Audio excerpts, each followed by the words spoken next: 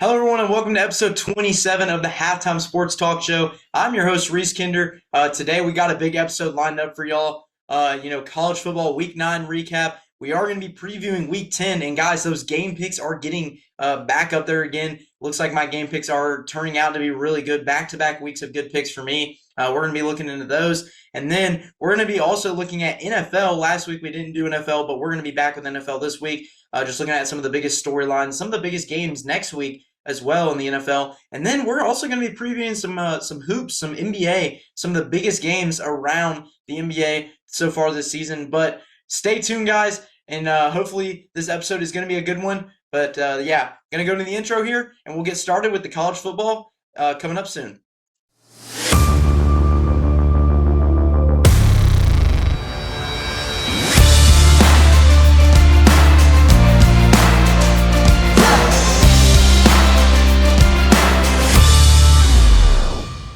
Hello, everyone. A glorious Monday it is today. Another Monday, October 27th, almost near the month of November, Halloween in a few days. The college football just ramping up as the weeks progress. We're getting closer to rivalry week and conference championship week. But we're going to get the show started today, actually, with some big breaking news. It is the firing of head coach from LSU. Sorry, that is my little chart over here. But head coach from LSU, Brian Kelly, is dismissed and fired from LSU. Multiple sources came out yesterday on Sunday about this Brian Kelly situation. Brian Kelly did not. It didn't look like he was gonna get fired, but he ended up. You saw getting fired yesterday at about, I would say, 6 o'clock Central Time. 5 o'clock Central Time, 6 o'clock Eastern Time. So it was just a big shock to a lot of people. A lot of speculation of what happened, and you saw the headlines come out this morning about just multiple things happen in that room that we as analysts and everybody else did not get to see what happened. But I heard the governor of Louisiana was involved. I heard, athletic director, all that. And this was a simple, I heard it was a simple meeting. According to Pete Thamel, it was just a simple meeting talking about changes, changing in the offensive coordinator position and the defensive coordinator position. And you saw, we've seen this season too that Brian Kelly's gotten irate with people, with reporters specifically, and I wonder if that kind of played a factor into this decision making. Is like, I wonder if Brian Kelly went off on the governor of Louisiana and some of these other people and the higher ups at at LSU, and was like, I know how to run this program. Let me do that, and you guys just need to stay out the way. And sometimes it doesn't work for some organizations and for some colleges and universities. And you see right here, LSU had to do what was best for the program. And Brian Kelly under LSU, or as the head coach of LSU, was 34-14 was his overall record at LSU. I believe it was 5 seasons he coached there. But his buyout currently stands at $54 million. The question is, who's the next head man for this LSU Tiger team? I don't know. But we continue to see this is not the first big opening that has opened up this season. Penn State, and then LSU now. Florida is open.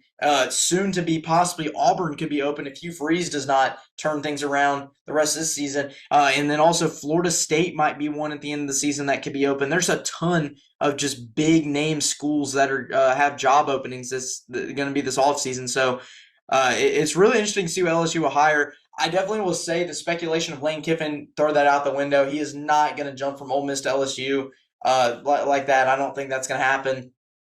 I could see a guy like James Franklin taking over at LSU and making them a powerhouse again. But Brian Kelly just was not the guy that LSU needed to get to that national championship. It's been such a long road. He tells us every single year, he's like, yeah, my team is good enough to compete for a national championship. This team's gonna do it this year. This is the year. It's been the same thing for the past few years with Brian Kelly at LSU. It's just, it's time for it to come to an end. LSU's fed up with it. I feel like a lot of LSU fans are. After a blowout loss on Saturday to Texas A&M, 49-25, And you guys saw the clips. If you guys didn't look at Instagram, you guys saw the clips. The fans for LSU left midway through the third quarter. That's how bad Texas A&M beat LSU in Death Valley. And obviously going to have an interim coach. But also today as well, some breaking news on Monday.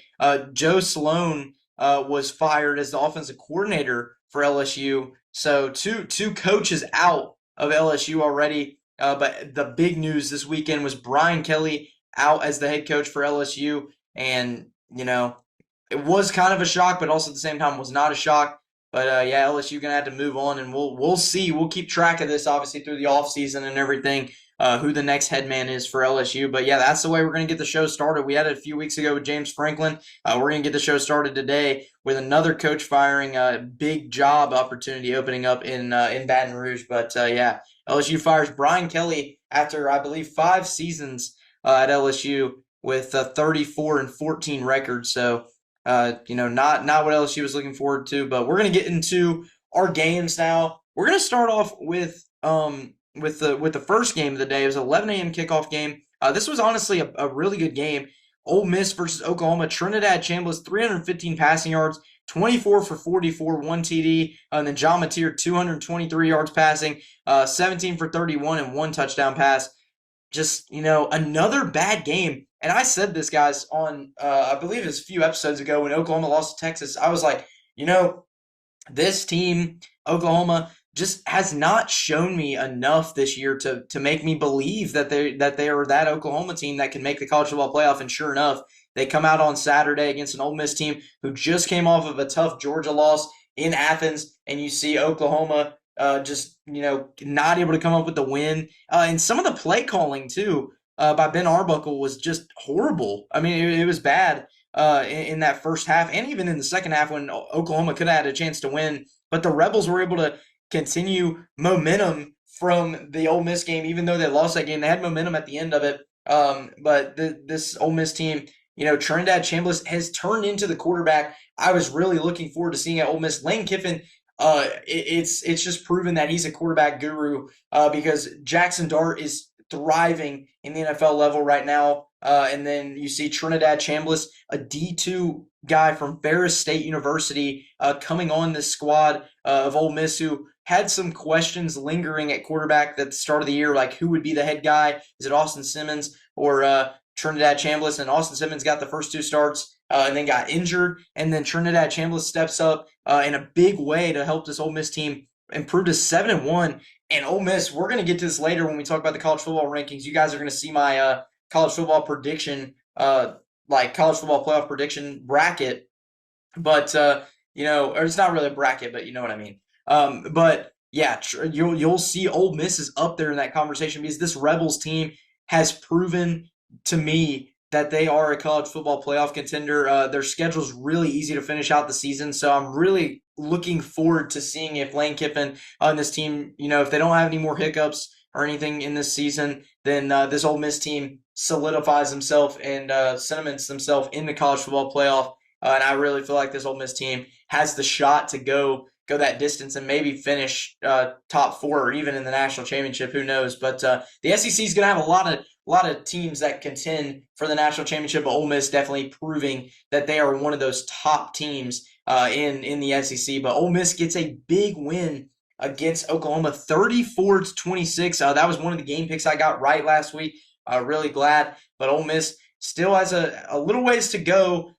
Maybe even an SEC championship they could play in Atlanta. But Ole Miss beats Oklahoma in Norman to drop Oklahoma to their second loss of the season. So the Sooners still trying to look to bounce back. But yeah, Ole Miss gets a big win on Saturday. And our next game is an SEC game. This one was College Game Day. First time College Game Day has been at Vanderbilt since George Washington was president. But Missouri versus Vanderbilt.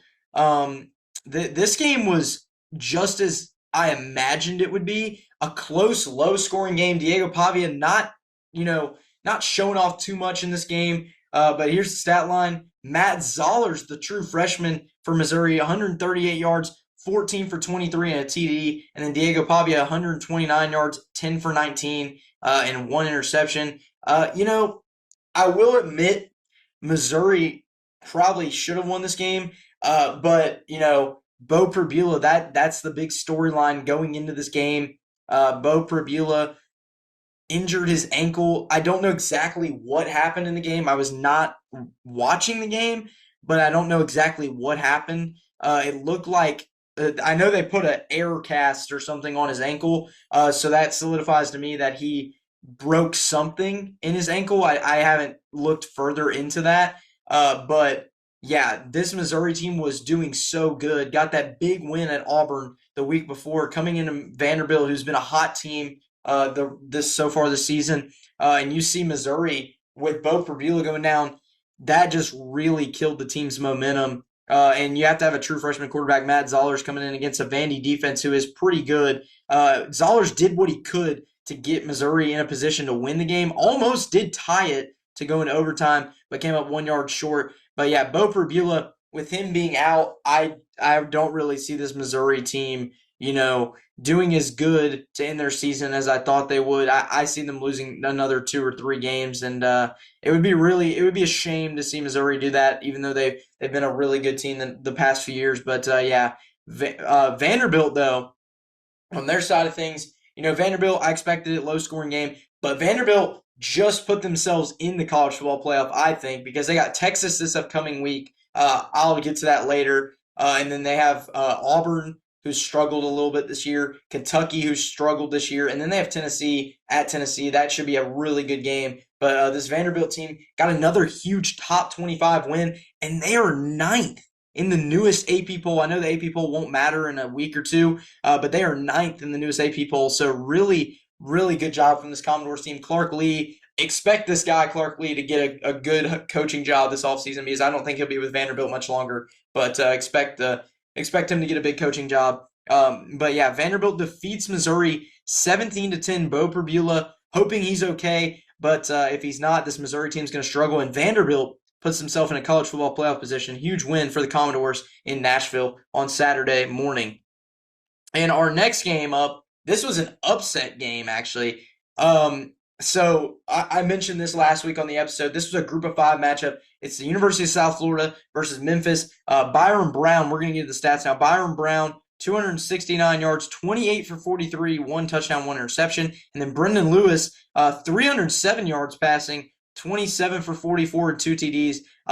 Man, this Memphis team, guys, if you guys watch this game, this Memphis team, I know their defense is not really what you expect from a Memphis team, but Memphis, it just comes in here offensively, just looks insane. Got a huge win against the South Florida team that was this close. They would have made the college football playoff with a win here, but Memphis knocks them out of the college football playoff. Now Memphis, that's the one question too, is who is going to be the group of 5? My current group of 5, which you will see later, is Navy. Navy is undefeated on the season. They do play North Texas in a conference game this weekend, so that's a big game, big playoff implications. And then obviously Tulane still in that conversation. Memphis gains some respect back and gets back in the conversation after losing to UAB. So, this was a good game, but it really sucked because South Florida had a ton of momentum. But this South Florida team, you got to give them credit. They really tried hard. The field goal, though, at the end, I knew that was not going in. I was like, that's not going to end up going in. And this Memphis team able to get a big win against South Florida on Saturday and get back in the top 25. But yeah, Memphis wins 34-31 in Memphis against South Florida to get back in the college football playoff race here in late October. Our next game, though, is also a game I picked. It's Houston versus Arizona.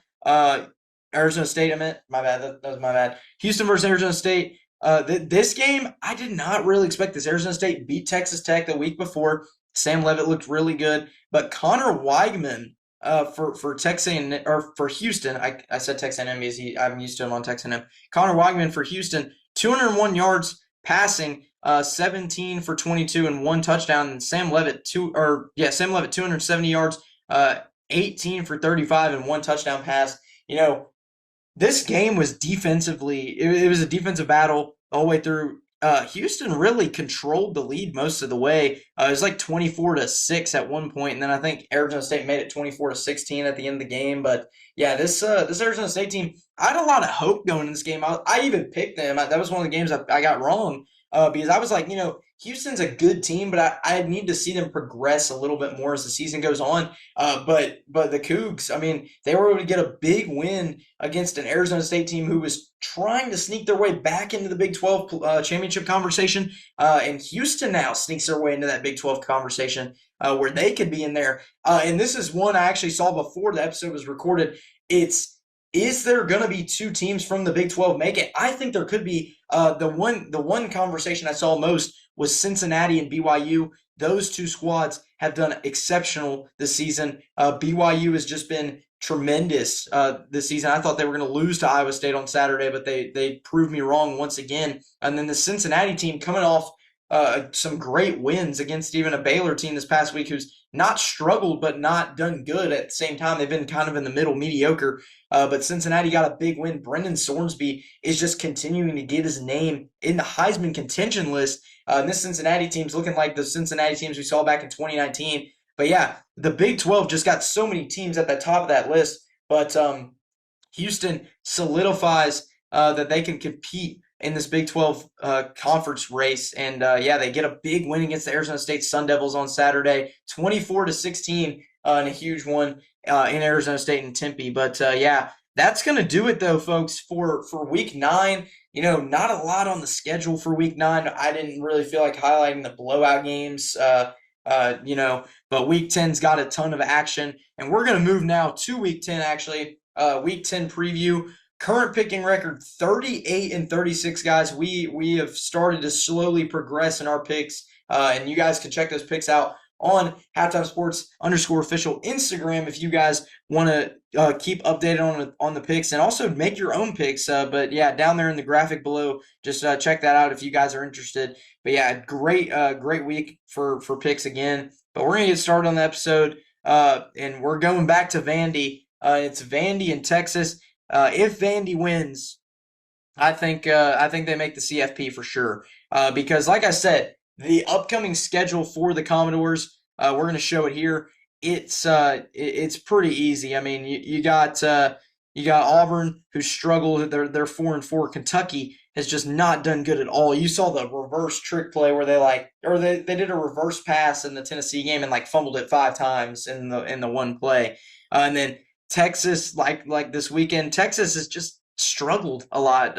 Arch Manning in concussion protocol, and then Tennessee, that last game of the season, is the only one that really sticks out to me. But if Vanderbilt can get a big win against the Longhorns on Saturday at 11 a.m., this is an early game. If they can get a big win, then Vandy puts themselves in the college football playoff, I think, and they'll move as high as number 5 in the country. I believe is where they should be when the college football playoff rankings come out. But yeah, I'm gonna take Vandy in this one though, guys. I'm gonna have to go with the fan votes here. I'm gonna say that Vandy gets a big win. Diego Pavia doesn't shine in the win, but he plays good enough to get Vanderbilt the win. And they go into Texas storming there. They get revenge from last year losing by 3 in Nashville. And I think Vandy gets a big win and continues to ride that momentum since the Alabama loss. And yeah, this Vandy team is just a really hot team right now, and they are letting the doubters know that they're a really good football team. But yeah, I'm gonna pick Vandy in that one. But we're gonna move now to our next game. This one is Miami versus SMU. This is an early game as well. And my headline for this game is Miami is not ready for SMU. I think SMU will win this game. And the reason I think that is it's at SMU, and SMU, okay, they're 5-3 on the season, but they have had some good games this season against some good teams, and I think Miami catching them off guard. They've had a little bit of media struggles the past few weeks. The media's gotten all over them for losing losing that game they lost a few weeks ago. And this Miami team's gonna continue to have pressure on them to get in the college football playoff. They're going to lose to SMU on Saturday. I think the Mustangs got this one in the bag due to the fact that SMU's had a pretty good start to the season. A few losses here and there, but a pretty good start at the season for SMU. But yeah, Miami is going to lose on Saturday to the Mustangs. But our next game up is the Oklahoma Sooners versus Tennessee Vols. This is at Tennessee. This is number 18 versus number 14. The Vols should win this game, but don't be surprised if the Sooners, keep it close. But I do just feel like this is one of those situations where I'm like, you know, I really want to trust Oklahoma, but I think this Brent Venables is going to get fired. I think due to the fact that John Mateer's slowly regressing. He's not progressing anymore. He's just kind of going downhill ever since getting injured. And you can see where it's just showing up on paper and everything. John Mateer's not having the best games. Oklahoma's losing. He's turning over the ball a lot more than he usually does. And this game's at Tennessee. I'm not going to go against the Vols in this one. I'm going with Tennessee to win this game. Like I said, the Vols should win. Maybe it's close. Maybe it's not. I wouldn't be surprised if Joey Aguilar throws for about almost 300 yards because this Oklahoma defense as of late has not been the defense that I thought Oklahoma had. And yeah, I'm gonna take the Vols in this one, and they're gonna get a big win. And Oklahoma will be out of the AP poll, and they will be 6-3 on the season. But yeah, I'm gonna take the Vols in this one. And our next game up on the slate, it is a Big Ten matchup. This is a really big playoff implications as well. It's USC versus Nebraska.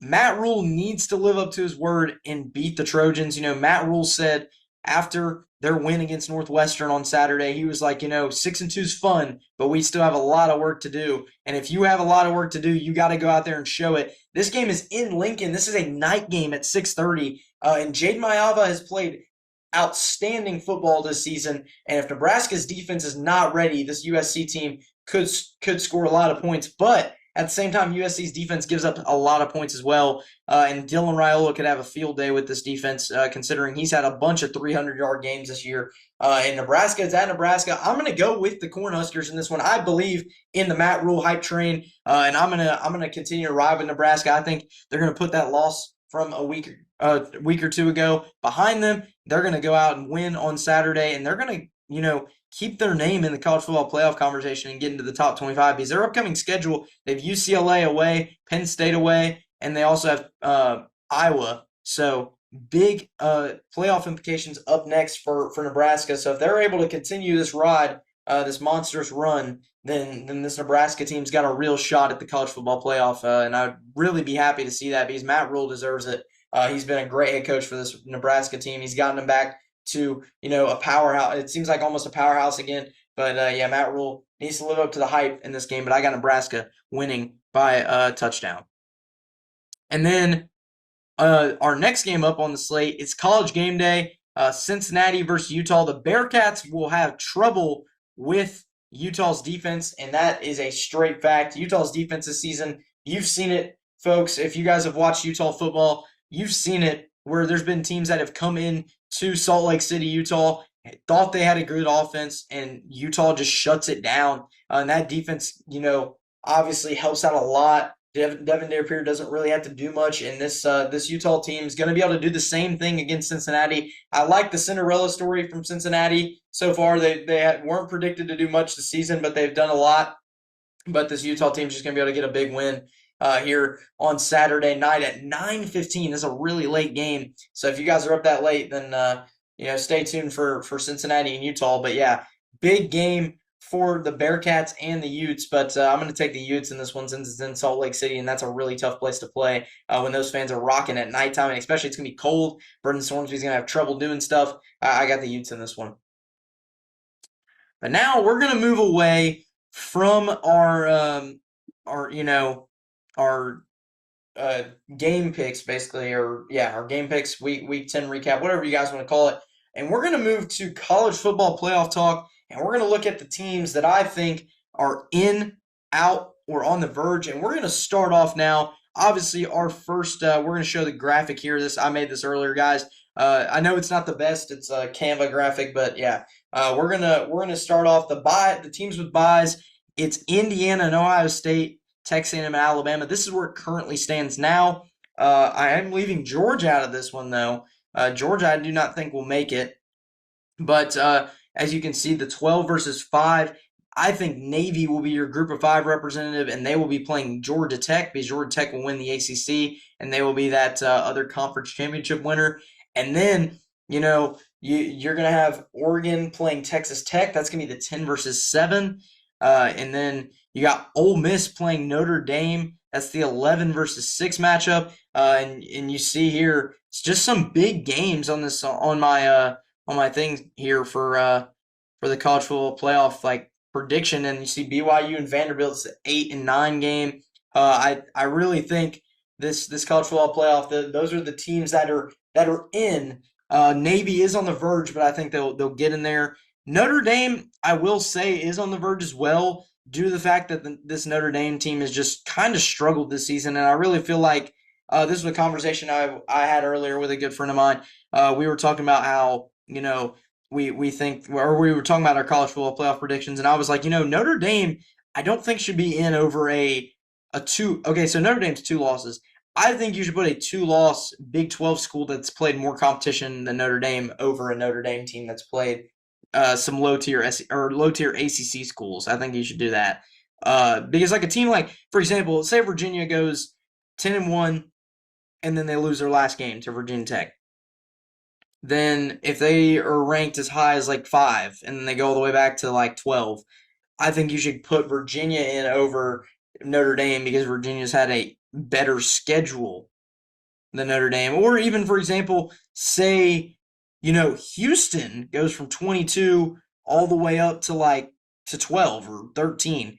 You should have a Houston team above a Notre Dame team that has really not shown much this season. And yeah, I think the teams on the verge right now is definitely Texas Tech, but Texas Tech dealing with a lot of injuries.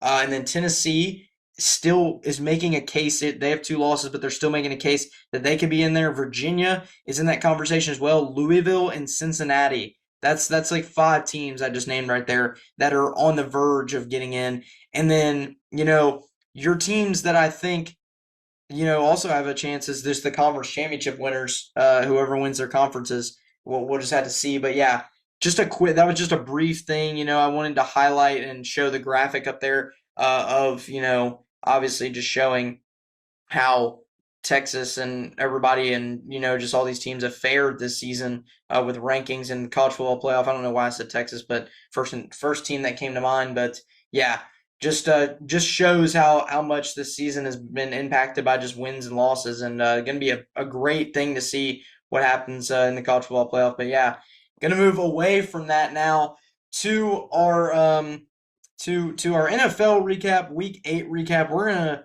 gonna start off Week 8, with one of the biggest storylines. It was the Panthers and Bills game yesterday. I know a lot of people expected the Panthers to play closer, but the Bills defense gets back on track, and the Bryce Young doubters were humbled. And what I mean by that is I hope I'm a Carolina fan, love the Panthers, always will, always have and always will. But I hope you're happy. I hope everybody that doubted Bryce Young is happy because you bring an old quarterback in, Andy Dalton, not serviceable at all, not able to contribute at all, turns the ball over almost like 6 times, and you see what happened. And I know people are like, well, Buffalo's this, Buffalo's that, Buffalo's this, Buffalo's that. Okay, the run defense, yes, the run defense was bad. James Cook was able to get a bunch of yards, but still, in the first half when the Panthers were still close with Buffalo, when it was 12-3, James Cook was doing stuff, but at the same time, Josh Allen did not look that good. And I think at the end of the day, if Bryce Young is playing in this game, the Panthers probably win the game. Because not going to lie, in the first half, if it wasn't for Andy Dalton turning the ball over, the Panthers probably are leading at halftime. Like, no offense against Buffalo. Buffalo got the win. I'm really good. I'm really glad Buffalo got the win. I'm not glad, but you know what I mean. Buffalo deserved that win. 40-9. Does not look like a good score. And I know I can sit here and blame, Andy Dalton and everything for just specific things, but it's true. I mean, sometimes it's on one guy, but at the end of the day, this was on one guy. It was simply on one guy because the defense, if you take away Andy Dalton throwing the ball away, the defense really didn't do that bad. I mean, they did bad rushing wise, but sometimes it's going to happen. Sometimes that's going to happen. You're not going to be able to bring your A game, but still, the Panthers, probably would have given up maybe 20 points maximum, I think, in that game. And like I said, if Bryce Young was playing, then the Panthers probably would have won this game. But congratulations to Buffalo. Got a great win in Carolina. I really expected this game to be a lot closer. And the Panthers for all the Panthers fans out there and other NFL haters or anything like that say the Panthers are a bad team, they're still the same old Panthers. They are not the same old Panthers. They they have proved this season that they are a way better team than a lot of people give them credit for. Are they a playoff team? I don't know yet. That's for the rest of the season to progress. Their schedule upcoming looks pretty simple. Besides next week when they go to Green Bay to play the Packers and Lambeau, but then they got the 1-7 Saints and then the 3-4 Falcons. Those two games could be games that they could win, and they could get back to 6-5 if they win those games both. And who knows? I mean, maybe they go to Green Bay and win. Because I know Green Bay's a good team, but at the same time, if Bryce Young's playing that game, he makes plays unlike Andy Dalton could that saved the team from turning balls over and taking sacks like Andy Dalton let that happen. So for those Panthers fans that are worried, I don't think you need to worry right now. If it happens again against Green Bay, then I would start worrying. But if not, then just continue to have that confidence that Bryce Young could come out there. I saw Dave Canales in his interview said that Bryce Young could be back during Green Bay. He should be back during Green Bay, I would expect. And today he ran a little bit. He looked good. So, yeah, I wouldn't be worried. I think Green Bay will win, but I think it'll be close. And yeah, the Bills versus Panthers 40-9, not a good sign for the Panthers, but they're looking to get back on track next week and maybe make things close with Green Bay, a Super Bowl contender in Green Bay.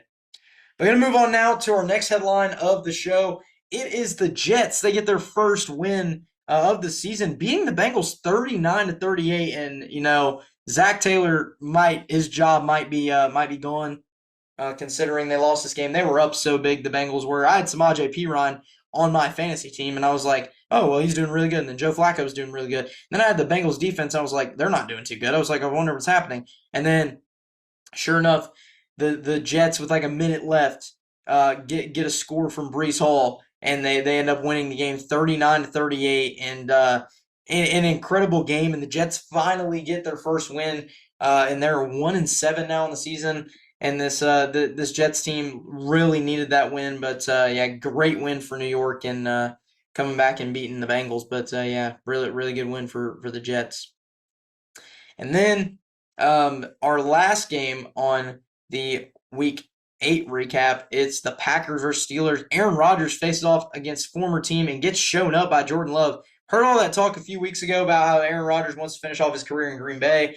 It doesn't look like that's going to be likely because I think Green Bay found their next franchise quarterback in Jordan Love.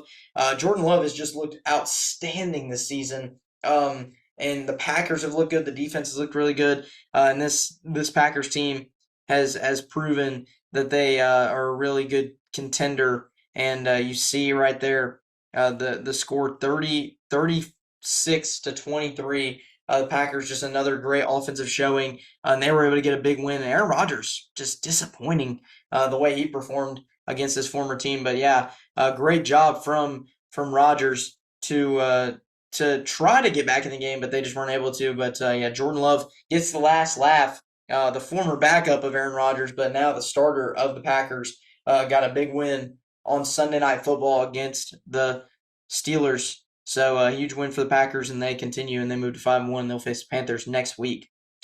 But now we're going to move to our last segment, or actually our second to last of the show. It's NFL Week 9 preview, and our only game we're previewing is the Chiefs versus Bills rematch of AFC hopefuls, our AFC Championship hopefuls. And the Chiefs have struggled early on in the season, so have the Bills, but this game should be a really good game. I think the Bills can win. Currently, the Chiefs are playing right now on Monday Night Football against the Commanders, but yeah, I really have hope that the Bills can get a win here. It's in Buffalo, so if the Bills win, the Chiefs will fall to maybe 4-5 if they lose the Commanders tonight. But yeah, I think the Bills can get a big win on the CBS game of the week. But yeah, Chiefs and Bills. Stay tuned for that next week in the NFL. But huge matchup between Mahomes and Allen again. But gonna move to our last segment now of the show. It's gonna be NBA. We're gonna look at some of the biggest games this week, and we're gonna talk about some teams that have looked actually pretty good so far. And it's you know it's been crazy so far to start this NBA season. But we've seen some teams that look really good, really bad, really ugly. The Hawks look pretty good so far this season. The Celtics do not look like they're going to be that good. The Spurs look like they're going to be a championship contender, but we're going to get into to some of the biggest games this week, and we're going to start off with tomorrow on Tuesday. We'll take a look here. It looks like the Knicks play the Bucks at 7 o'clock, and the Warriors and Clippers face off at 10 o'clock on NBC and Peacock. And then Wednesday, you get looks like you get not really any good games Wednesday.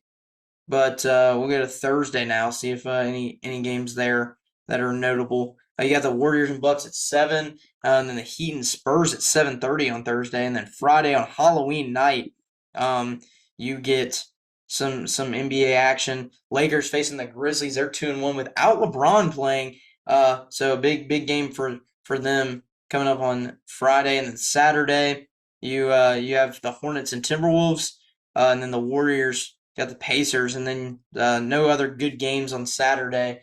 And then the last few games on Sunday, you see there's some good games here. Let's see. You got the Grizzlies and Raptors, Spurs and Suns, Heat and Lakers. But yeah, a lot of NBA action starting up. I can't obviously cover all the NBA games, just some of the big ones. But we'll be mainly focusing on college basketball since that's been coming up here soon. Actually, next week college basketball is back on November the 3rd on Monday. So you guys, we're not doing an episode next week. Got some things that have come up. Well, actually, no, we'll do the episode on Thursday next week, so you guys can catch up on a little bit of things. But we'll do all that, and hope you guys though have had a good weekend. And we're gonna end off the episode today. I know it was a shorter episode. I have stuff I'm doing tomorrow, so I just had to get this one in really quick. But that's gonna do it, folks, for episode 27 of the Halftime Sports Talk Show. Don't forget, guys, to follow us on Instagram, Twitter, TikTok, Facebook, and don't forget to leave a like and subscribe to get more Halftime Sports content. We're continuing to upload videos. Obviously, we have an off break whenever April hits, but from April to August, we have that off week, but or off months, actually. We take some months off, but yeah, great episode today. College football still in full swing. We're continuing to cover college football. Stay tuned. Also, I'm going to start posting more graphics, about NBA and all this and all that, and coaching firings. I'm going to try my best to get all that updated. But guys, I hope you guys have a blessed week. Continue to just, watch all these games if you guys can. Some big games coming up this next few weeks. So we'll definitely be covering those. And college basketball, like I mentioned, back next week. So we'll see you guys back next week on Thursday, not Monday, due to some things. But I hope you guys have a good week, and we'll see you next week.